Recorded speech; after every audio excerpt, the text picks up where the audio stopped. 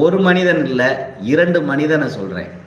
அவங்களால இந்த நாட்டுக்கு பெருமை கிடைச்சிருக்குது. ஒருவர் அப்துல் கலாம் தன்னோட பணிய நல்ல உயரிய பதவிக்கு போய் போதுமான அளவு பணம் செல்வம் எல்லாம் சேர்ந்துருச்சு.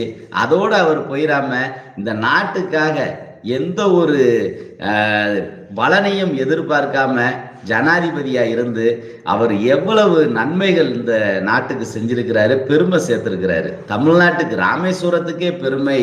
இந்தியா உலகம் ஃபுல்லா அன்னைக்கு இந்தியாவை பெருமையா பேசுதுன்னா அந்த ராமேஸ்வரம், இந்தியாவின் தென்கோடியில பிறந்த அந்த அப்துல் கலாம் அவர்களை வச்சு இந்த உலகமே பெருமையா பேசிக்கிட்டு இருக்கு.